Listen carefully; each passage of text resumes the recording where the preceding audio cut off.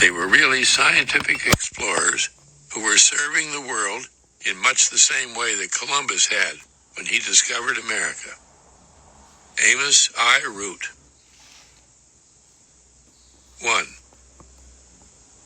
It had been agreed earlier at home that were Wilbur and Orville to succeed at Kitty Hawk, Lauren, acting as press agent, would immediately notify the local papers and the Associated Press. So once Catherine had delivered their success telegram to him, Lauren took it downtown to the city editor at the Dayton Daily Journal, Frank Tennyson, who also represented the Associated Press. Tennyson read the telegram and showed no interest. 57 seconds, hey, he said. If it had been 57 minutes, then it might have been a news item. No mention was made of the story in the Journal the following day, though it did get brief attention in the Dayton Daily News on an inside page.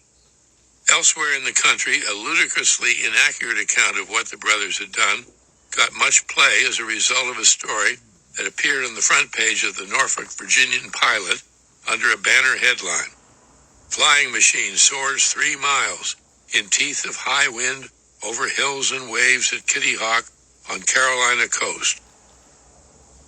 On the afternoon they had sent their telegram from the Kitty Hawk weather station, the brothers had specifically told the operator on duty, Joseph Dosher, that its content was confidential.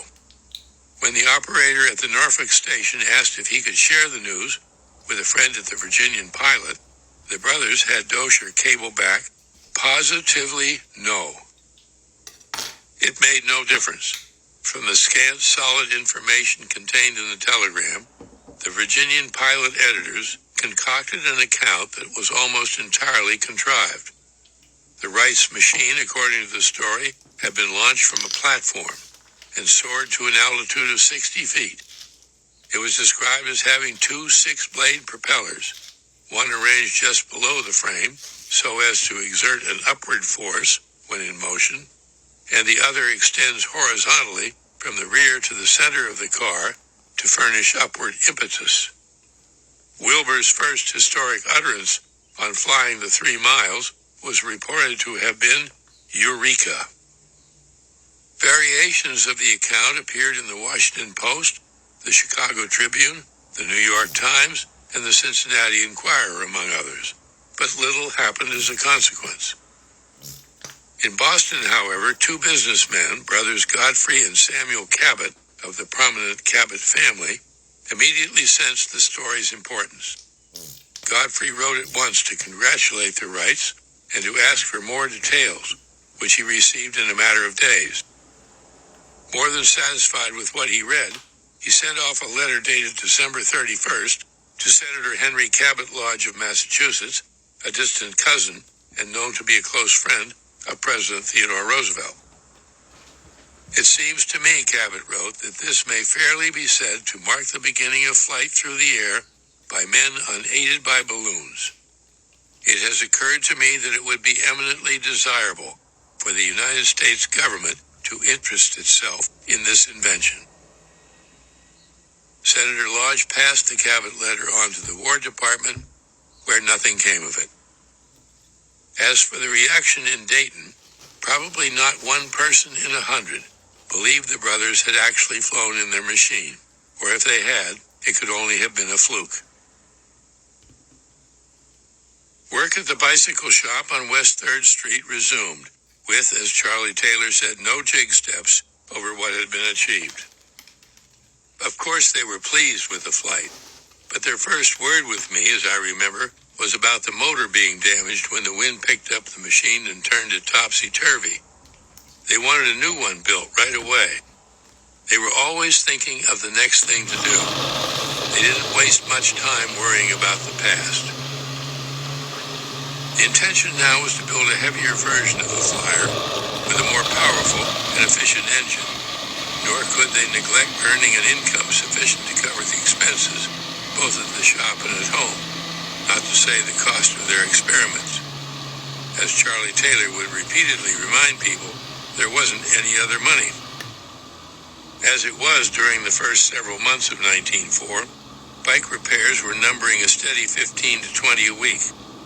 Then there were the sales of a great variety of bicycle sundries, as they were referred to in the shop's large ledger books, including bike tires, $3.25 each, bike bells, 10 cents, lamps, $1, pedal guards, 5 cents, spokes, 10 cents, bike pumps, 35 cents.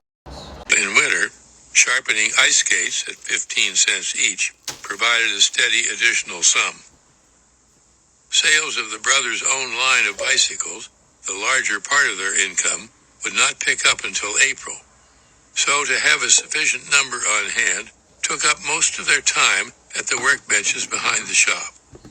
The only wages to be covered were Charlie Taylor's $18 a week and Carrie Kaler's $2.50 machine. It was decided that further expeditions to Kitty Hawk, with all the attendant costs of travel and shipment of tools and material, could be dispensed with by finding a suitable stretch of open land close to home to serve as a practice field. Wilbur and Orville also wanted Charlie Taylor at hand, and there was concern, too, that the wind-driven sands of Kitty Hawk could play havoc with their engine. The likeliest flying field, they concluded after some investigation, was a peaceful cow pasture of approximately 84 acres, 8 miles northeast of town, called Huffman Prairie. For years, a popular science teacher at the high school, William Werthner, had been bringing his students, including Orville and Catherine, on field trips there. Outings Orville loved, which probably had something to do with the choice. The setting was spacious and relatively private, yet nothing like Kitty Hawk, with its broad horizons, wind in abundance, and nearly total privacy. Here the space to maneuver had clearly defined parameters. Barbed wire and trees lined the borders, and there were besides a number of trees within the pasture, including one 50-foot honey locust covered with thorns. The field itself, as Wilbur said, was so full of groundhog hummocks it might have been a prairie dog town. In addition, the electric interurban trolley line from Dayton to Columbus skirted one side of the property, and so could provide passengers on board ample view of whatever might be going on.